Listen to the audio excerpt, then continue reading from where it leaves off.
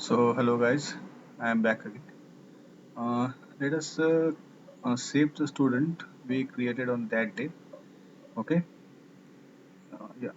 So to save the student, we'll be creating a class called student repository, and for your information, I'll be using Spring Data Jpa to save the particular student. So without wasting any time, let's proceed.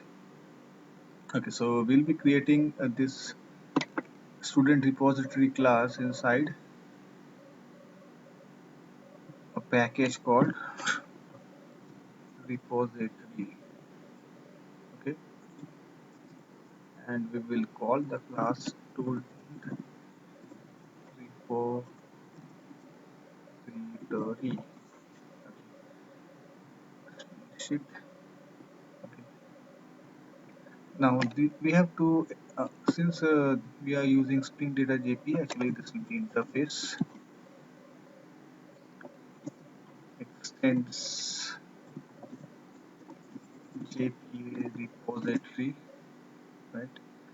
Yeah, this t stands for the object we are going to save here, student, and id is a type of that primary key, okay, which we are using in student. For example, here it's the roll number.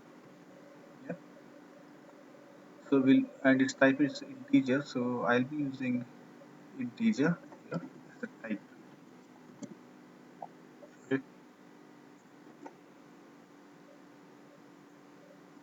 that's it. The fun of using Spring Data JPA is that it provides some inbuilt methods.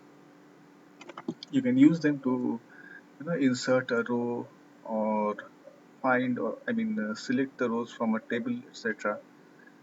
We'll get to know more when we further proceed.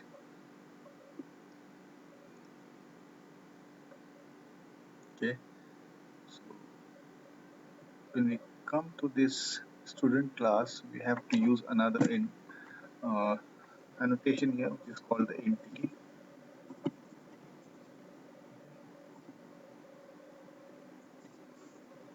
We are going to use the Java X instance entity here, and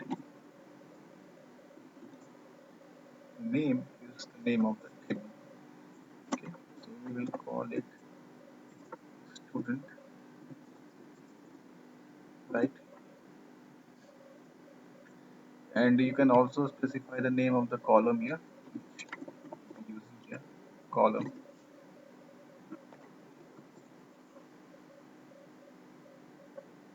Okay,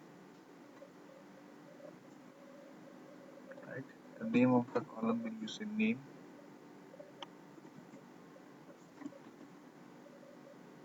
Name is it's called name, right? Address is address.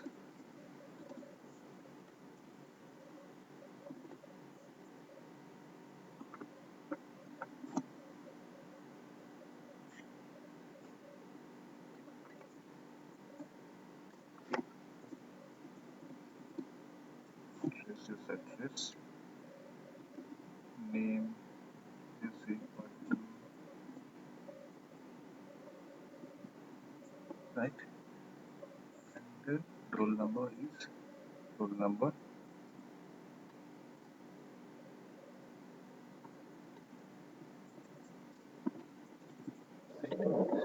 So you'll see that when we run this application,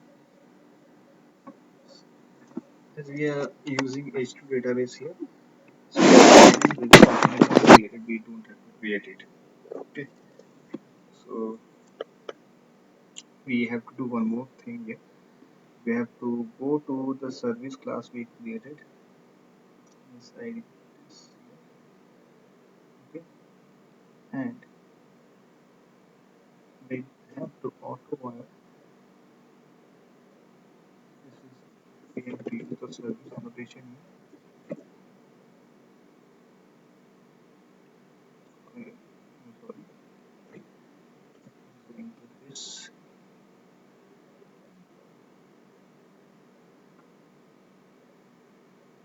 So earlier we were using the map, okay, to save this file. So we will not be using map any further.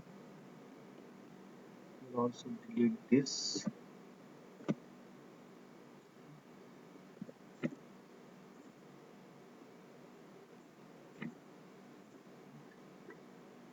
and we'll be using the Spring repository here.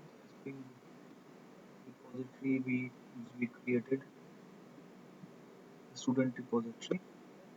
So auto via this student repository,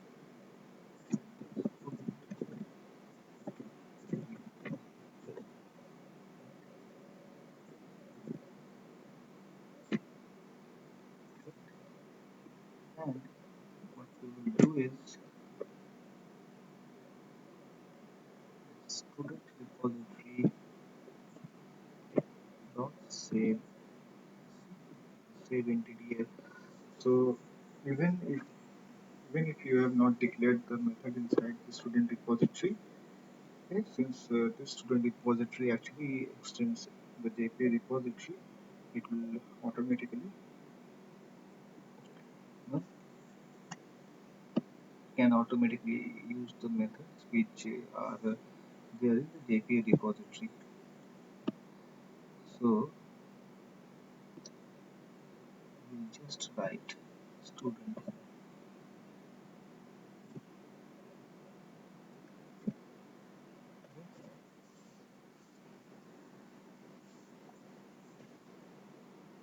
find this message now.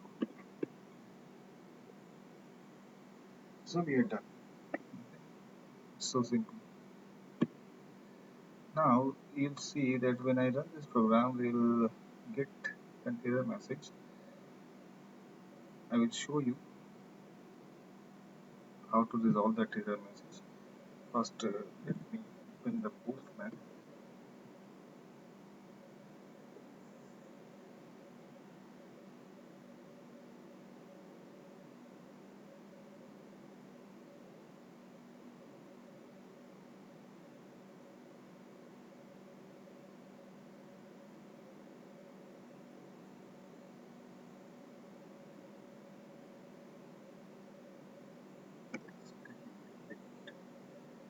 Time.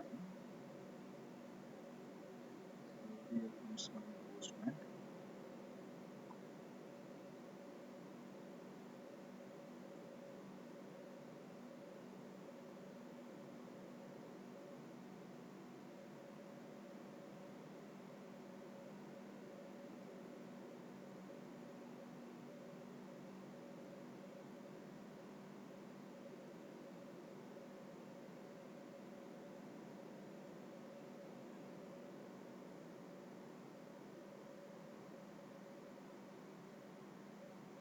Okay, so let me first compile the program.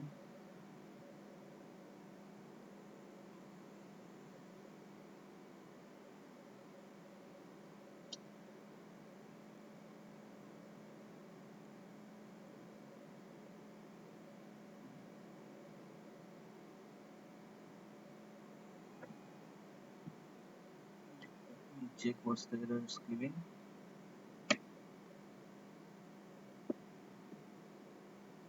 Okay,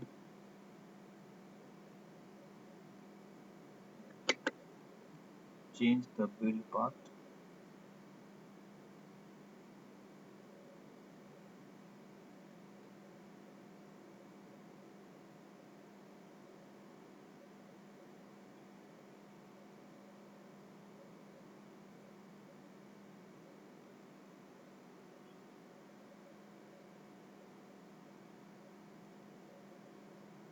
Since C program files, Java and JDK. Let's use the latest one.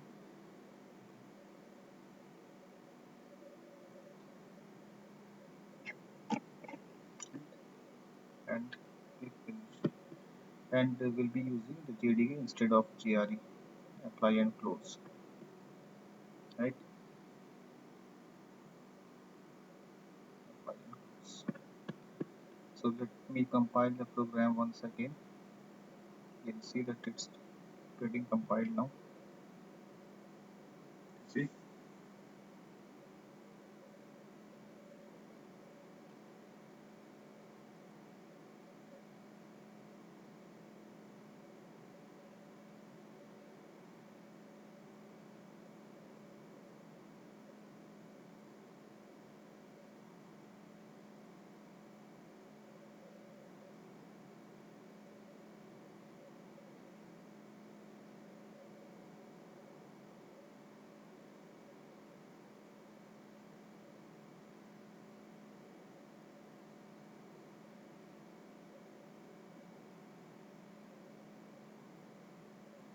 okay. So let's check.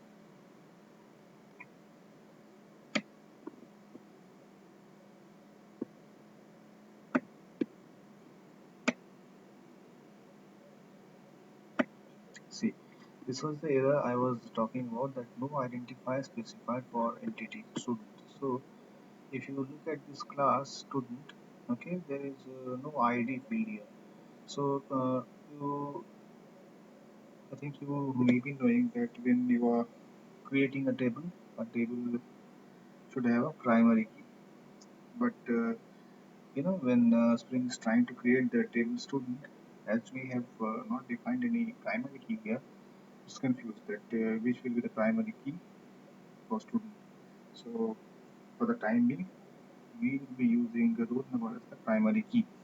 Okay. So the way to do that is at ID control shift O persistence ID.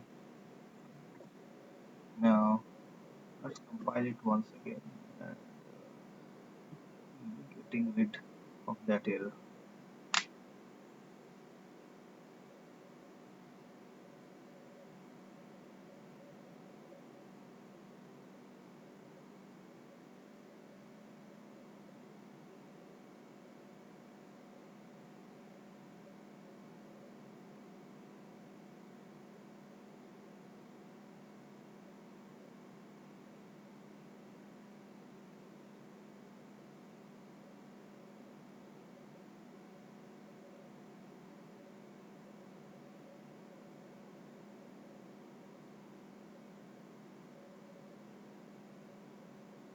See, this is a success.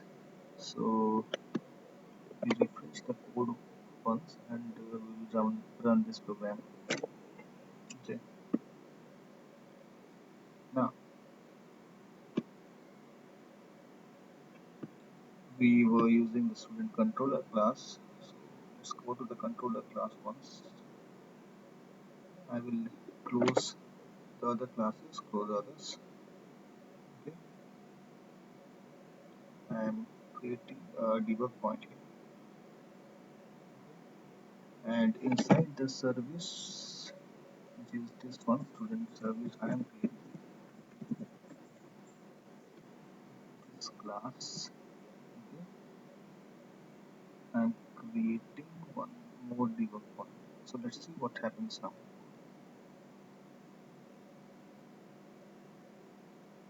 Okay.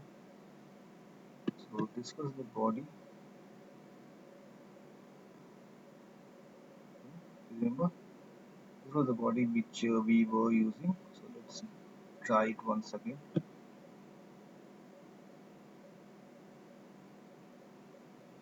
I'm not sure why it debug point was, it escaped the debug point. Let me check. I think I have not started the application. That's why. Yeah. So it started in debug mode.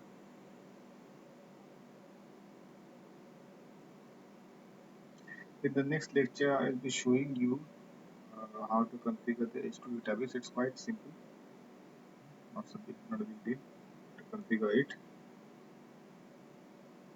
So the purpose of this lecture is to show you how the data gets saved in H2 database. Make a new here, right?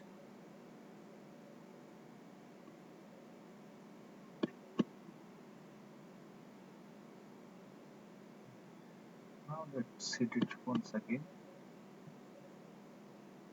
You see, it has come to this point. In controller class, I will press F6.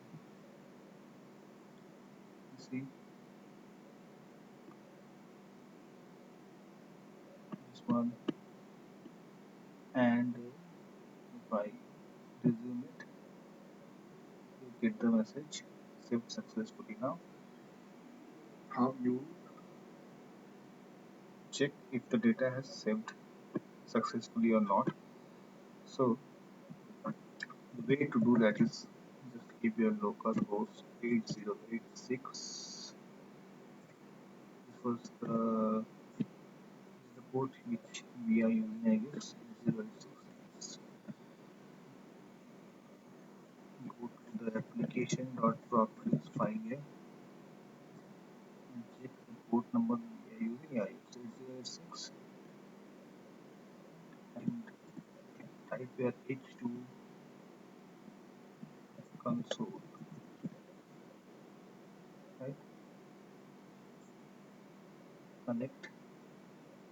It's saying that wrong username or password. So what was the password I gave you? It's password, right? Let's test the connection now. See, it's a success.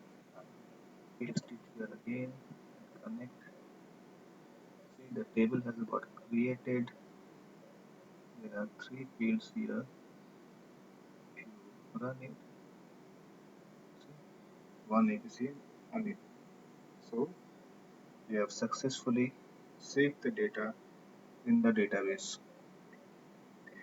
So in the next lecture, I'll be showing you how to configure H2 database. Okay, and I will also show you how you can use the find method from your Java code to retrieve all the data from the database. So for the time being, just practice, and